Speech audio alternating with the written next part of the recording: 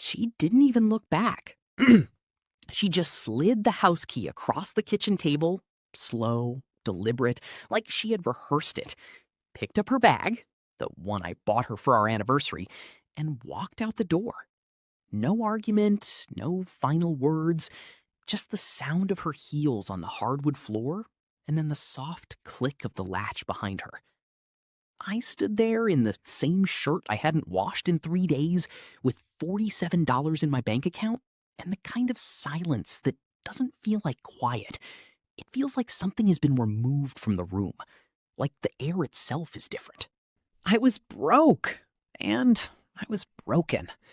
If you have ever been left with absolutely nothing, no money, no plan, no one in your corner, and had to figure out how to breathe again, this story is for you. Stay till the end, because what happened 6 months later is something I still have a hard time believing myself. My name is Marcus. I was 31 years old, running a small consulting business that had been doing well enough. Not great, but steady. I had a woman I loved, an apartment we shared, and a version of the future that felt close enough to touch. For 4 years, I showed up. I was the one who remembered her mother's birthday, the one who sat up with her through the bad nights, the one who kept saying, "Just give me a little more time. I'm building something real." She got tired of waiting. Looking back, I think she had already made her decision before the business deal collapsed. The deal just gave her a reason she could say out loud. One bad quarter, one failed contract, and suddenly I was someone she had no interest in waiting for anymore. She told her friends I had no direction, that I was going nowhere, that she felt abandoned, like she was the only one carrying the weight of a future that wasn't moving fast enough. The worst part was not hearing that from her directly. The worst part was hearing it secondhand, and then sitting alone in our apartment, wondering if she was right. The first 2 weeks after she left were the kind of pain that doesn't announce itself all at once. It comes in slow. It comes in the morning when you reach for your phone before you remember. It comes when you open the fridge and see the things she used to buy that you never touched. I barely ate. I barely slept. One night, and I am not proud of this, I drove past our old apartment 3 times, just sitting in the parking lot in the dark. Not doing anything, just sitting there like some kind of ghost haunting a life that no longer belonged to me. Then came something worse than the loneliness. She started posting. Dinner at places we had never been, weekend trips. The new man she was seeing drove something I couldn't afford on my best month.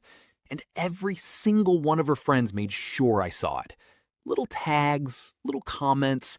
The kind of thing people do when they want you to know that someone else is doing just fine without you. I lost 3 clients in that same month. I was behind on rent. I remember sitting at the kitchen table at 2 in the morning, laptop open, staring at a bank balance that made my chest tighten. Humiliated doesn't fully cover it. It was the specific kind of humiliation that comes when the person who doubted you most seems to be watching you prove them right. I sat with that feeling for a long time. And then I got very quiet inside.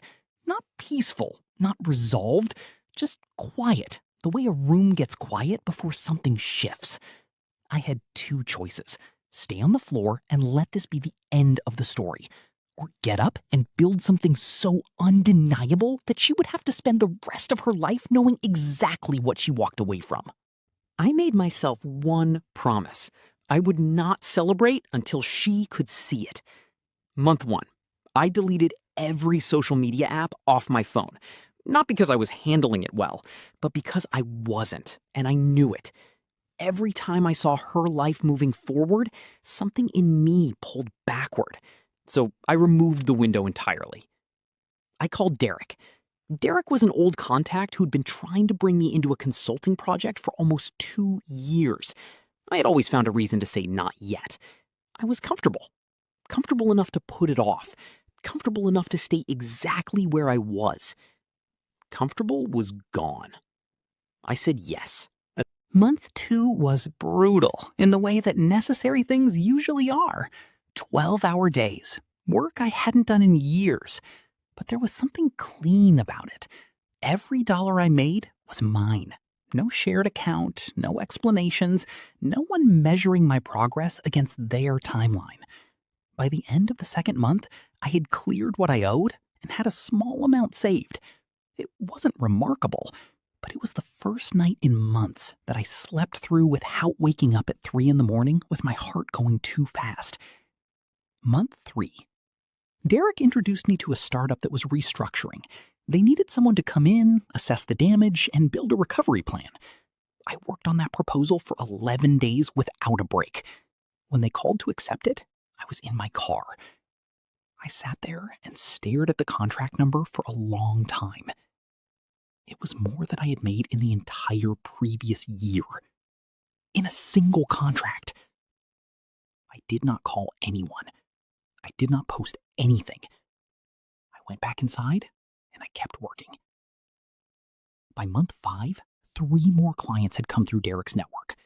By month 6, I had moved into my own office space, a real one with my name on the lease, and the kind of pipeline I had only talked about building back when she was still listening. I was not a millionaire yet, but I could see it from where I was standing. And more importantly, I could feel the difference between the man I had been and the man I was becoming. The money was real, but that feeling was realer. It was a Tuesday evening in the 6th month. I was reviewing a partnership proposal at my desk when my phone lit up on the table beside me. Her name. 6 months of nothing, and then her name. The message was long. She said she had been thinking, that she wondered if she had been too hasty, that she missed certain things, that she felt, and I remember this phrase exactly, like we gave up too soon. I set the phone face down on the desk. I looked around the office. The framed contract on the wall, the first big one, the second monitor I had bought 2 weeks earlier because I had run out of screen space, the small plant in the corner that I had somehow kept alive through all of it. I thought about the man in the parking lot, sitting in the dark outside an apartment that no longer held anything for him. $47, an unwashed shirt, the specific weight of being completely, quietly unseen. I picked up the phone. I typed 4 words. I'm not available anymore. I set the phone back down. And I went back to work.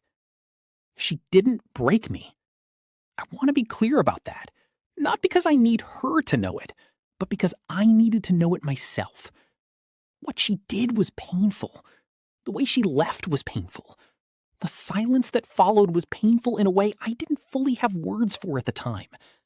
But she did not break me.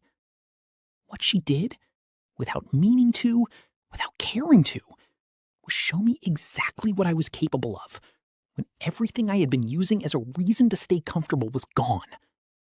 The money came. The clients came. The office and the contracts and the version of the future I had been promising for years. It all came. But none of that is the real story. The real story is 6 months of getting up before sunrise, of working through the kind of tired that isn't physical, of choosing every single morning to be someone she would have to think about. I would not trade that version of myself for anything, not even for the life I thought I wanted before she walked out the door. If you are in your rock bottom right now, stay there just long enough to get still.